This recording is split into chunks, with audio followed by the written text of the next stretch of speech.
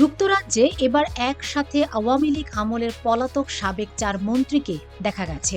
মঙ্গলবার ১ এপ্রিল যুক্তরাজ্যের একটি হাসপাতালে তাদের দেখা যায়। পরবর্তীতে তাদের এই ছবি সামাজিক মাধ্যমে ছড়িয়ে পড়ে। যুক্তরাজ্য আওয়ামী লীগের বিভিন্ন অনুষ্ঠানে আলাদা আলাদাভাবে তাদের দেখা গেলেও ছাত্র জনতার অভ্যুত্থানে ৫ আগস্ট আওয়ামী লীগ সরকার পতনের পর এইবারই প্রথমবার ৪ জন সাবেক মন্ত্রীকে একসাথে দেখা গেছে। সাবেক ওই ৪ মন্ত্রীরা হলেন আওয়ামী লীগের প্রেসিডিয়াম সদস্য সাবেক মন্ত্রী আব্দুর রহমান, সাবেক পররাষ্ট্রমন্ত্রী ড হাসান মাহমুদ, সাবেক মন্ত্রী খালেদ মাহমুদ চৌধুরী এবং সাবেক মন্ত্রী শফিকুর রহমান চৌধুরী। জানা গেছে, যুক্তরাজ্য আওয়ামী লীগের সভাপতি সুলতান মাহমুদ শরীফ বেশ কিছুদিন ধরে অসুস্থ অবস্থায় হাসপাতালে চিকিৎসা নিচ্ছেন। চিকিৎসারত নেতাকে দেখতে মঙ্গলবার ১ এপ্রিল হাসপাতালে দেখতে যান তারা।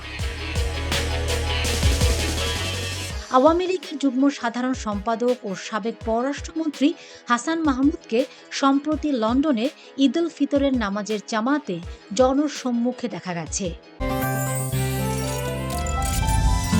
গাজী গ্যাস স্টোভ রান্নায় আনে শিল্পের ছোঁয়া। ৫ আগস্ট শেখ হাসিনা পতনের পর দীর্ঘদিন লুকিয়েছিলেন তিনি।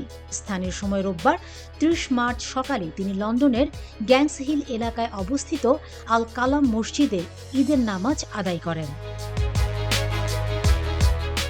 হাসান মাহমুদের অবস্থান নিয়ে নানা জল্পনা কল্পনা ছড়িয়ে পড়েছিল ৫ আগস্টের পর। অনেকের ধারণা ছিল যে তিনি বাংলাদেশে নেই এবং সম্ভবত বিদেশে অবস্থান করছেন।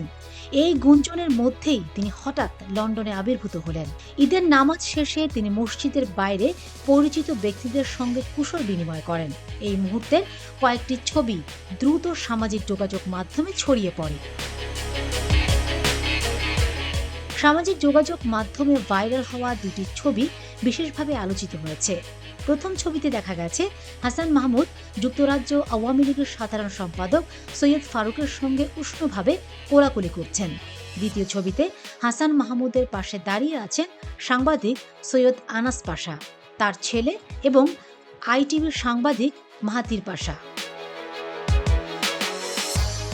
হাসান মাহমুদের বর্তমান বসবাস সম্পর্কে সৈয়দ আনাস পাশা জানান, তিনি বর্তমানে বেলজিয়ামে থাকেন, তবে তার ছেলে লন্ডনে পড়াশোনা করছেন। ঈদের এই বিশেষ দিনে ছেলের সঙ্গে সময় কাটাতে এবং উৎসব উদযাপন করতে তিনি লন্ডনে এসেছেন। এই ঘটনার সম্পর্কে আরও জানতে যুক্তরাজ্য আওয়ামী লীগের সাধারণ সম্পাদক সৈয়দ ফারুকের সঙ্গে মুঠোফোনে যোগাযোগের চেষ্টা করা হয়েছিল, তবে তিনি ফোন ধরেননি। Fatema Shilu, GTV news.